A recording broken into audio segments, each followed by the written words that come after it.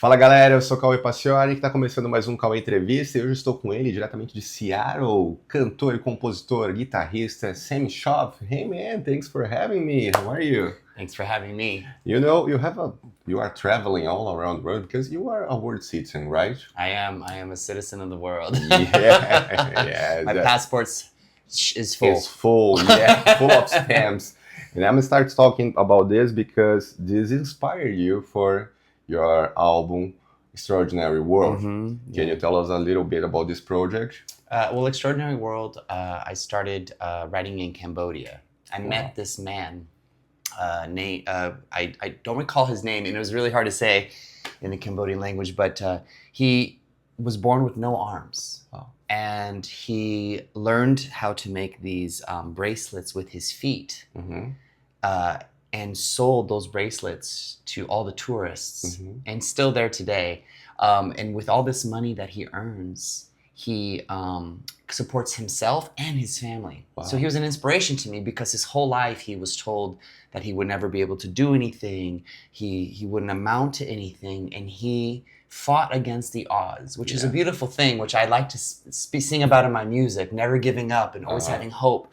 And he inspired me to write the song Extraordinary World. Wow. And from that point, I was thinking to myself, man, I should start writing this. I should start writing an album inspired by people. Cool. And my interactions with people. So it ended up being an album that I wrote across 6 countries, Brazil being one of them. Yeah. And the music video for the title track Extraordinary World actually shows a lot of the faces of the people that I met that touched me. And if you watch the video, you can really see in everyone's eyes, you can see their soul, you can see who they are. And you really come to this realization after watching the video that we're all the same. Cool. We all have the same fears, and we all want love, and we all want to be accepted. And so the album turned out to be from a small idea into a big one. It was beautiful. Great, very beautiful. And how did you do to perform in all those countries? Because you have to have a band in each one of them. How was that? Well, sometimes in certain countries, I just play acoustically. I play it with my voice and my guitar, and I bring a little looper pedal where I can kind of loop a rhythm guitar and play leads on top of it. I got to tell you, I love performing with my band, but there is something really special about just a voice and a guitar. You know, you can't hide behind anything, right? Loud drums or big bass. But in some of those countries that I've played, like in India, I've been there a couple times. I do have a band there of 2 girls. That's pretty fantastic. Shalini, my bass player, is always asking me when I'm coming back. I'm coming back soon. And in Manila, in Manila and in recently Costa Rica, I get in touch with bands. I mostly cover bands and cover bands that are excited about my work. Yeah. And so they learn my songs, and I have a cover band from those local countries learn my music, and then we play together. So in the Philippines and in India and in Costa Rica now, I have those bands there for me when I play. That's great. But some of the other countries are usually just acoustic and voice. Cool. Yeah. Another thing that I think is really interesting is that you don't get stuck in just one kind of style of rock. Right. How do you say, what do you play in your opinion? Look, when people ask me what my genre is, I always say rock. Okay. Because rock embodies it all. Yeah. Rock embodies the singer-songwriter, the folk, the acoustic rock, alternative rock, hard rock. You know, I enjoy all of it, and I do all of it well. But you know, the most fun to perform, I'm not gonna lie, is on a stage with a rock band, right? Getting everyone to quebra pescoço, right? You know, flinging the hair and having a good time. Cool. But yeah, I think that, and that's the beautiful thing about music that has a guitar as a platform, is that you can do anything. Cool. You could do even like pop rock if you want. Pretty cool. It doesn't matter. And then I heard that you fell in love with music the first time that you fell in love. You correct me if I'm wrong. when you watch it, Smell Like Teen Spirit from Nirvana. Yes. That's true? That's 100% true. Yeah. How was that? Do you remember the feeling? My brother. So I used to wake up really, really early before school to watch MTV. Yeah. And you know, 90s kids do that. Yes, Did that. it was 1993. Okay. And I would wake. So my school bus would arrive at 7 o'clock. Mm-hmm. And my mom was always very impressed that I would be up so early because I'd be up at 5 watching MTV. I'd fall asleep watching MTV, then I'd wake up watching MTV. And then I remember for the first time I seen Smells Like Teen Spirit. Mm-hmm. And at that moment I was like, what is this? Is like, my mind was blown, and it was everything that I loved. I felt like my passion for music, like that was it. I was like, I love this. I love this sound. I love this vibe. I love this energy.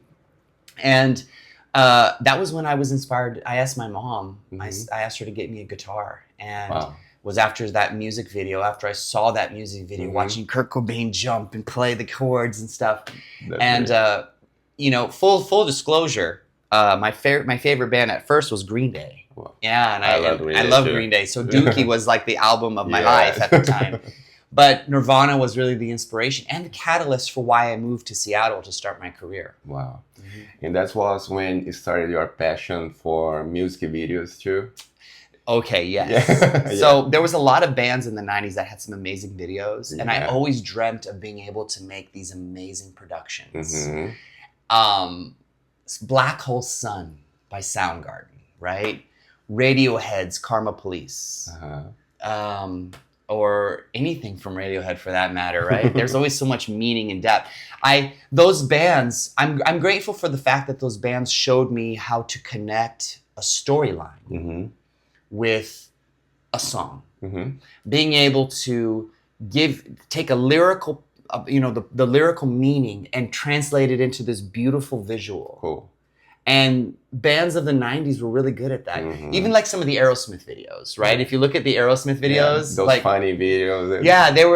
They were like, wow, these are so much fun to watch. The two girls, like Liv Tyler and Alicia Silverstone, in the video, like messing with the guy, and it has to do everything with crazy, right? Being crazy in love. So like I always connected with that. And my wife, Renata, who's also Brazilian, she loves music videos. So believe it or not, she's a producer in a lot of them. Yeah. She has her notepad and she writes the ideas for the videos, and she's very in the location. And so her and I, we love making these amazing videos. Yeah, and you get some inspirations for your music videos because you do a lot of them. You have a lot of music videos. I thought about two specifically that I want you to talk. One is Little One. Can you tell me a little bit about how was that music written? Okay, so Little One, I had a guitar in my hand watching The Walking Dead. Yeah. Okay. And I love AMC's The Walking Dead. Now, the song itself... We love it. Yeah, it's amazing. The song itself has nothing to do with zombies, but it was inspired musically. It was kind of creepy because I do some really weird chords in there while watching it. And I started playing it, and I actually have... if you look on my Instagram, there's a video of the making of Little One. And you can see me on my bed kind of half naked, right? Just like, and I always do this. Like I'll have a phone pointing at me and I'm always like shirtless or it's like, and I'm like, da da da da da da da. Da, da, da, da, da, da, da. At the time, that was the melody. And then it kind of evolved, right? And so when I had told my wife, I was like, hey, baby, look what I wrote watching The Walking Dead. And she said to me, as I started writing the lyrics, it was a love song. It was about toxic love, right? Love that turns sour. And she's like, we should make a video of a zombie apocalypse, zombie love that goes bad. And I was like, wow. And so it was her idea to make the zombie video. So after the song was recorded, Little One, we even made an artwork with a zombie hand holding a heart of music, which is my favorite album cover to this day. And which was actually designed by an artist here in Brazil, a tattoo artist. Wow. So we we got in hold of our producer John Meyer in the U.S. and he lives in Portland. He lives actually, believe it or not, most of the time in a van because he's always traveling. And he loved the idea, and so we hired the makeup artist for American Horror Story. She did season 1 and season 2. And she had brought all her props and stuff. She brought a beating heart. She brought the intestines and everything. So, you know, the first half, the majority of the video is like, oh, how that's cute. Oh, wow, right? And then all of a sudden it turns bad. Yeah, it's a zombie love story. It turns really bad at the end. So I know that, like, kids, you shouldn't watch the end of the video, you know, because it gets really gory. Yeah. And they asked me, the producer asked me, he's like, how far do we want to go with this? And I said, well, Hinata and I love Halloween. We love it too. Halloween is my favorite time of year. We decorate for Halloween a month before. We go to all the haunted houses, right? Cool. Everything is like Halloween all year long. And we even go to New Orleans for the vampire ball, where everyone dresses like vampires and they have vampire teeth and it's gory and gross. It's awesome. Cool. But anyway, so we planned the video, and God, it could not have turned out better. It's literally the most fun music video we ever filmed. Yeah, that's pretty cool. Know? Do you like American Horror Story too? Love. Which one? Which season is it? Oh, my favorite is by far Asylum. Wow. Asylum. Yeah, Asylum's amazing. Yeah, perfection in every way. Yeah. I'm asking this because we love Halloween too. Me and Mariana, we love that. We were at Universal Studios for the Halloween Horror Night, and we love that kind of it's amazing. entertainment. And the second music and video that I want you to talk here is your most recent release. It's Enemy. It's a great music. There is a great history behind this. And I want you to tell me, there is some special participation there in the video. There is, Kawe. Well, my nephew, Logan, who's 10, he's in the video. Piper, who is actually one of my vocal students, because in Seattle, I also teach young artists, because part of my journey in this world is to not only share my music and my art and connect with fans, but to create a generation of new artists. And she's one of them, and she's amazing. And she wanted to be in the video, and she did great. And my sister Tiffany, who's also a spectacular guitar player, she's playing with me in the video with my band. Wow, I have to say, of all the music videos, Kawe, this is the best one. The reason why I say this is the best one, even though there's been some very funny ones and stuff like that, Complicated was my favorite up until this one. You know, the black and white one, the Charlie Chaplin video. Yes. When I saw this video, I was emotionally touched, because it's hard sometimes for you to create beautiful imagery that really connects with the lyrics. Yeah. And, you know, I woke up today hating who I am, from start to end was born to pretend, you know, Logan waking up and he's covered in this black negativity, this black liquid. And for him to be able to, John, the producer, to create this imagery where he sees this voodoo doll, and it's very apparent that, you know, in life, we are our worst own enemy, right? We hurt ourselves. We tell ourselves we're not good enough. We tell ourselves we can't do something. And the reality is, once you get past the barrier of yourself, things in your life can get a lot better. Yeah. Mental health is a very powerful, mental health issues is a very powerful, you know, subject that we need to talk about. Yeah. That people need to bring to the forefront, because, you know, a lot of my heroes have committed suicide because of mental health struggles. You know, we started talking about Kurt Cobain.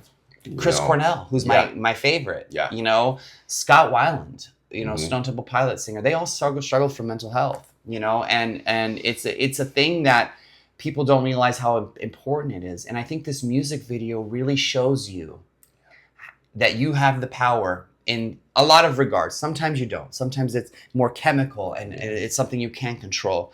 But sometimes, you know, just looking in the mirror and accepting that you are good enough and that you can overcome is enough. And this music video really shows the perfect artistic symmetry between those subjects, you know?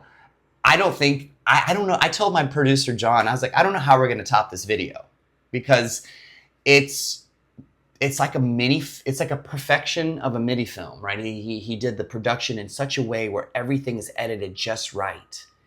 And, you know, even though the band didn't perform in the same place where we filmed the actual storyline of the video, it was a place called Fort Worden Historical Park. There's never been a music video film there. And and the reason why is because you have to go through all this process of getting permits, and it's very difficult, but it was worth it. But we managed to find another location for the band performance scenes, and it was really beautiful how symmetrically it flowed, going between the two shots, you know?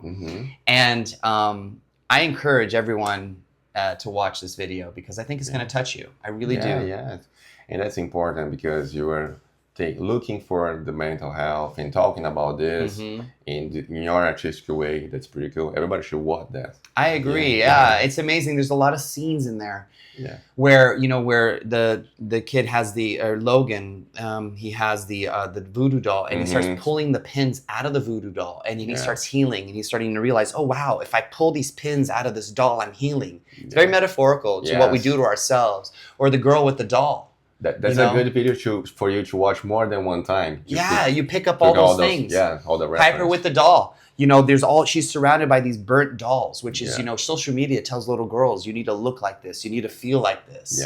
This is who you should be. And, you know, a lot of girls get very depressed because they don't feel pretty enough or they don't feel special enough. Yeah, that's a problem for social media and all that. Absolutely.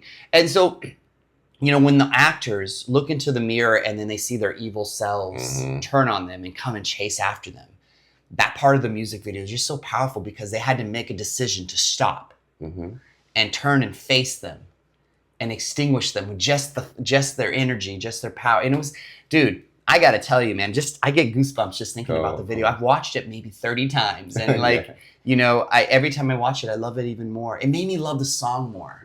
Now when I perform it live, I have this extra, this song is awesome. You know, it's because I feel so connected to it now visually. Great. And what do you do for your mental health to stay you know, honestly, my wife is everything to me, Renata. She is always there for me when I'm feeling down or when I'm feeling hard on myself. Being an independent artist is not easy. It's hard sometimes because you compare your career to others. You question why this artist has what you don't have. You start comparing yourself to what you think you should or shouldn't be. And these things, it's hard. It's hard, not only professionally, like you think to yourself, okay, I want to be here in my career or in my job, but you think to yourself, what kind of person do I want to be? How do I want to treat others? And when I get sad and I get depressed, I always turn to music. It's as a joke, I always tell people if I wasn't a musician, I probably would have been a serial killer.